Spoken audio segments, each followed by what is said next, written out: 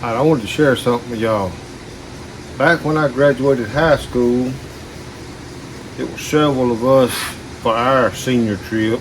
Me and uh, three or four other guys. We went down here to the Pearl River and we spent the night. Well, we spent 2 or 3 nights down there fishing, running trot lines, camping out, and I had been cleaning fish. Well, probably several of us had been cleaning fish, and I took my knife, a hunting knife, that wasn't too old, and I stabbed it in a tree while I was doing whatever with the fish, and I left it down there.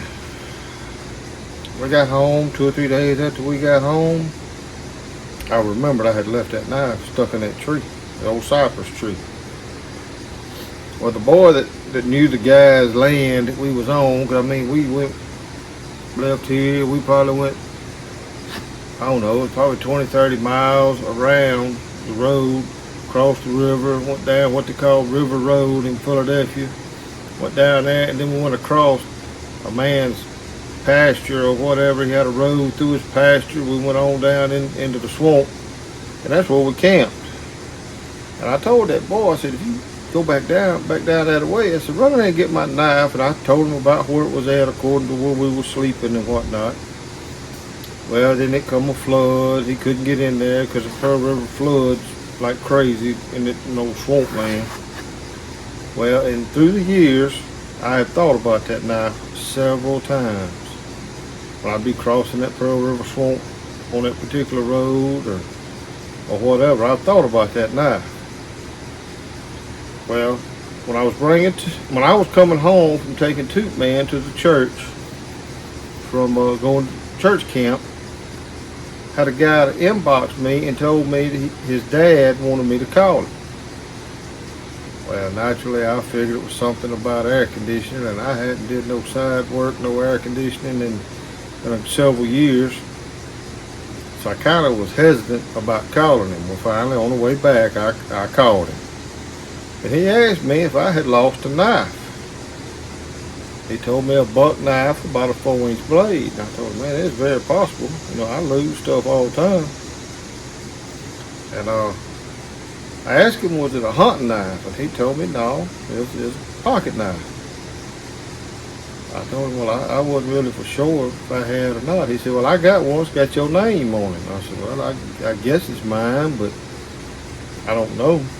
He asked me, did the year 1989 mean anything to me?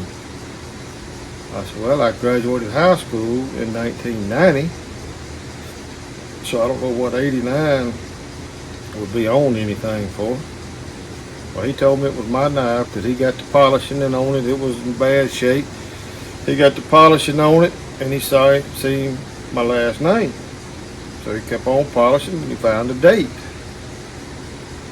And then he kept on, and he found another name on it. It said Stan. He said, and I was the only one he could think of with that name, so bound to be mine. Well, I told him I'd like to come look at it. He said, well, it's yours. It's got your name on it. So I went and looked at it, and there it is. That is the very knife I stuck in a tree 33 years ago.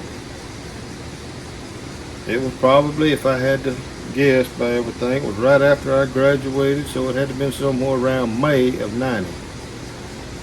And sure enough, it has my name on there that Daddy had engraved. That's his handwriting with the engraver, I can tell. Down here it says 12 of 89. If I'm not bad mistaken, he gave me and my brother these knives for Christmas. Had a black sheath, belt sheath that come with it and all. But I would love to know how it all ended up that he got a hold of this knife. He said he couldn't remember if and I can't exactly remember how he said. I think he buys big old boxes of junk from pawn shops or estate sales or something, but he did say he thought this come from a pawn shop and a big old box of stuff that he'd bought, and he couldn't remember if it was in Meridian or Philadelphia. Now, how this thing come from a cypress tree in the Pearl River Swamp to a pawn shop to a man's house that lives in the same neck of the woods that I live in, I have no idea. Only thing I can think, it must have been an elderly man down there fishing, found it, throwed it in a box in his shed. He might have passed away, and his kids or grandkids or whatever might have just took stuff to the pawn shop. I don't know. But I wish this little dude here could talk and tell me what all has happened to it in 33 years. But I kind of thought this was nice. It was nice. It was a good little story. It was kind of wild because I figured I would never see this knife again. But he has polished it and cleaned it up, and it ain't near as limber as it once was. But I don't know if you can see it, but the blade on it has got a little curve to it. I imagine it where it was stuck in that tree all them years. But he said that he couldn't even tell. He said he opened the blade and saw a little bit of brass color, and he got the polish. He said this whole thing was just like black or mildew or whatever gets on it from being underwater. But I thought that was pretty neat, and it paid off 33 years ago for Daddy to engrave my name and date and everything on my knife. But I thought it was pretty neat. It was interesting. I hope y'all find it kind of interesting. It ain't hog trapping, but it has to do with the swamp, and that's where the hogs are, huh? But I appreciate y'all watching.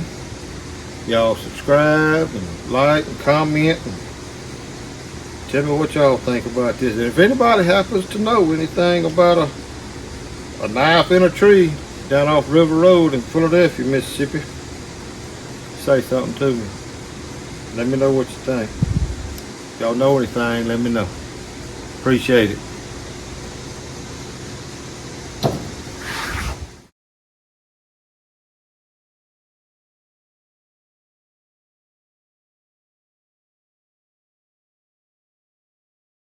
Alright, I got a little update on this, how this man acquired this knife. His son called me and told me that they didn't get it at a pawn shop. They bought it at an auction, and the auction is ran by Meat Man, which is one of the ones that went with us on the fishing trip. He's in some of them pictures, but it's an auction that he runs, him and another guy, and I done told him that he stole my knife and sold it 33 years later, thinking I done forgot about it. But no, really. He thought it was pretty neat that how it all panned out too. He was pretty amazed, but kind of like I was when that man gave it to me.